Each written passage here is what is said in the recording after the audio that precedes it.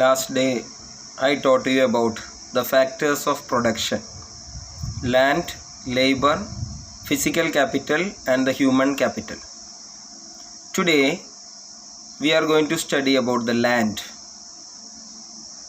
How can we increase the production from the land? Whether we are able to increase the amount of land. It is not possible to increase the land. Land is fixed. Otherwise, we have to add the waste land and we have to convert into cultivation. But that is very rare chances. Most of the cases, the land is fixed always. We are not able to extend the land limit. Now, how can we increase the production from the same piece of land? There are various technologies we can adopt for to change the production, for to get more production from the same piece of land. During 1960s, India adopted a new strategy for to increase the agricultural production. Before 1960, our agricultural production was very less. We were depending on other countries for to get our grains. During the time of independence before 1947 and even after that also, in Bengal and like that of places, many people died because of famine and starvation, because of the lack of grains. So after getting the independence by 1960s, the government decided to have a structural change in the agricultural production. So that the same we are applying here in the case of land also. From the same piece of land, how we can improve the production. So this topic we have to study together with the study of India's strategy in 1960s. That strategy is called as Green Revolution. How the Green Revolution we attained? Who is the father of Green Revolution in India? Dr. M.S. Swaminathan. He is the person who find out all these technologies and give it to the Indian government and it to the Indian farmers.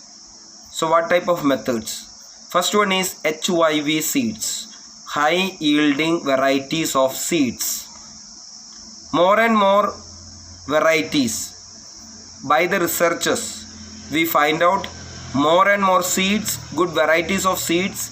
With the help of that, our production increased from the agricultural sector.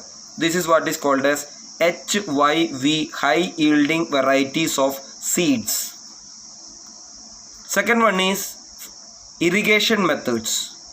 Before that, we were depending mostly on rainfall, monsoon rainfall for doing the agricultural production.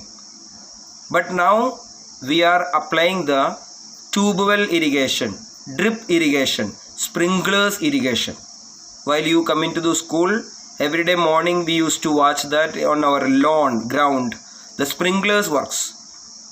So without having wastage of water, the water was given to all the grass areas equally.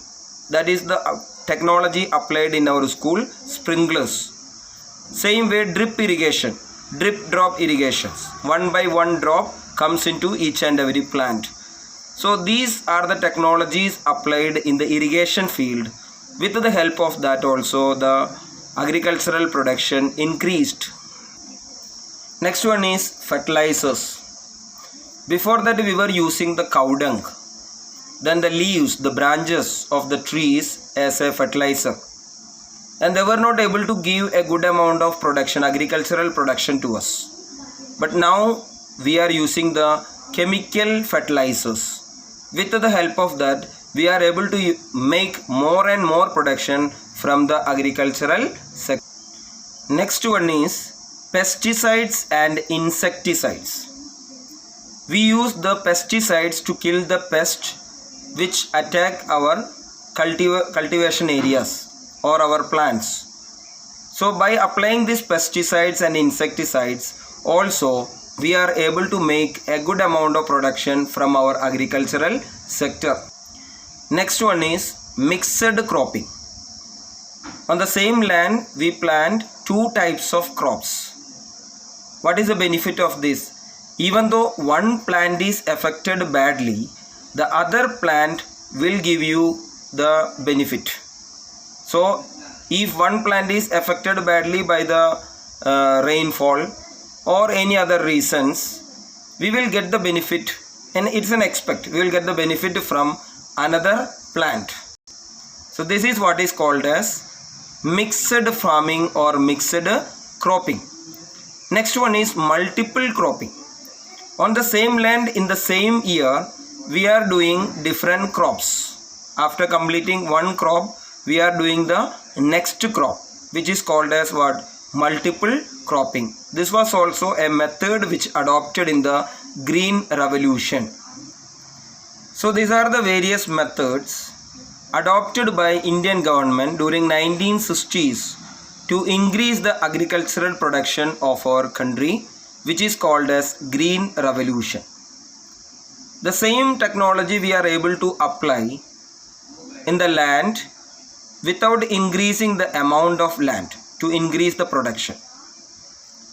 So by changing the seeds, by using the irrigation methods, by applying the fertilizers, chemical fertilizers, pesticides, insecticides, by mixed cropping, by multiple cropping, we are able to increase the production from the same piece of land. Next we are going to study about the different agricultural seasons. Seasonal crops. First one is Kharif season, second one is Rabi season, and the third one is Zaid season, Z-A-I-D, Zaid season. What is Kharif? Which grows during the time of rainy. By the end of summer, harvesting in the month of October, September, October. This is Kharif season. Mostly rice comes under this category. Next one, Rabi season, which is called as winter season. Starting from the month of November and harvesting in the month of March, April. Mostly wheat. Then there is a season which comes in between these two seasons, which is called as Zaid season, Z-A-I-D, Zaid season. Watermelon, muskmelon, like that of things are coming, agricultural products are coming in that season. So there are three seasons in agriculture. One is Kharif, one is Rabi, and one is Zaid seasons. Okay, thank you.